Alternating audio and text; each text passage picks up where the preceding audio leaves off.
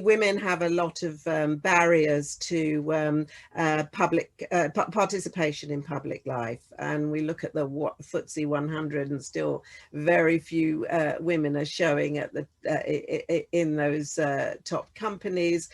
Very few women are showing in on boards and so on. And I think this is particularly true of Black and minority ethnic women. There are only 35 BAME women in Parliament at the moment.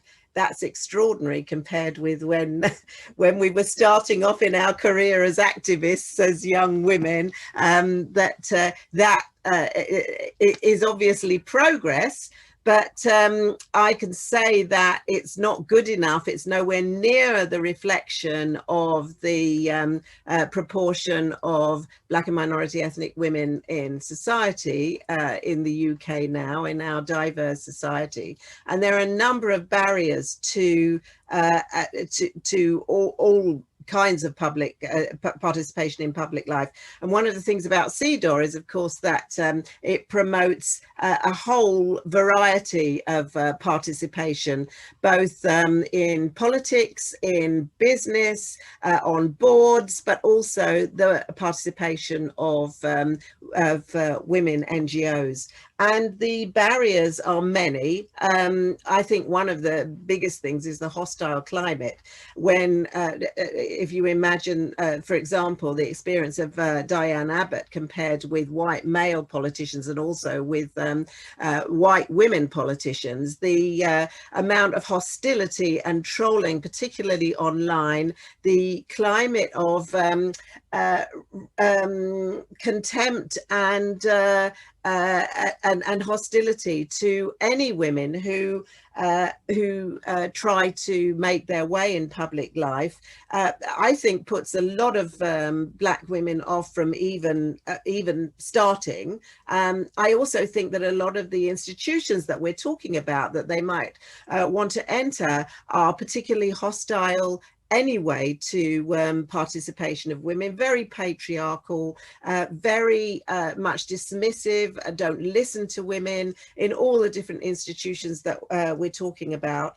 And I think that the problems are about stereotypes, about lack of role models for women, particularly Black and minority women, racism, discrimination, lack of opportunities to go to be mentored, to go to get training, lack of understanding of the difference that women bring, and particularly Black and minority ethnic women, to the public place. There is an emphasis on getting women to fit in, and the whole point of diversity is that we bring different perspectives and different experiences and a different agenda. And it's not just about women's participation, it's actually about shaping that agenda and changing that agenda.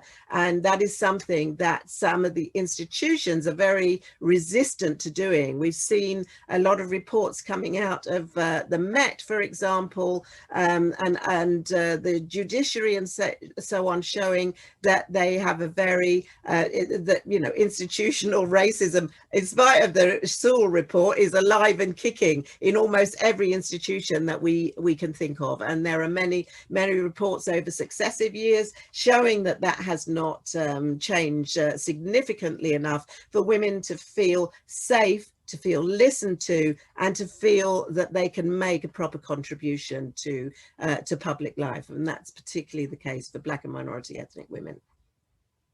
Thank you. In relation to those structural and institutional barriers that particularly affect Black and minority ethnic women, please can you explain how the UK approaches intersectional discrimination, and particularly in the context of the Equality Act, Yeah, well, I was back in the day, I was an enthusiastic campaigner for the Equality Act, because I felt that the UK mechanisms for delivering equality were actually very siloed. We had various commissions that were dealing with different aspects of equality. I can remember doing some research on Black women in rural areas in the 1980s, and being, you know, ping pong balled between the Commission for Racial Equality and the Equal Opportunities Commission, and one didn't do women and the other didn't do Black people. So I found, you know, you're in the middle of a vacuum in terms of data, in terms of knowledge, in terms of research, and so on. So I was very much at first in favor of the idea of bringing all of the different strands into one body, adding other strands in order to make it more holistic. But to my dismay, I've found that actually that's reinforced the whole silo approach. And it's very much, you know, it's the sort of Equalities Act. It's very much what you can do and what you can't do. And it's very much in silos. And also, I think women are, for example, over half of the population of the country, this country, and indeed of the world, and yet somehow it's treated as one separate strand in the Equalities Act. And if you contrast that with the language and the approach of CEDAW as an instrument, it is so much more holistic, so much more strategic in terms of its approach to equality. In fact, in saying that not only do you need legislation, but you need to constantly review that legislation and actively work towards implementing it, and have a framework of a national strategy, and work towards all of the actors in society, business, politicians, the civil society, NGOs, the women's sector, all coming together for co-creation and collaboration to deliver rights to citizens. And it's a completely different approach to the Equalities Act, which is much more emphasis on basically litigation. If you think you've been unfairly treated, it's up to you to take the powers that be to court. Whereas CEDAW is actually saying it's incumbent upon states to deliver equality and rights to citizens, and citizens should hold the government and powers to account.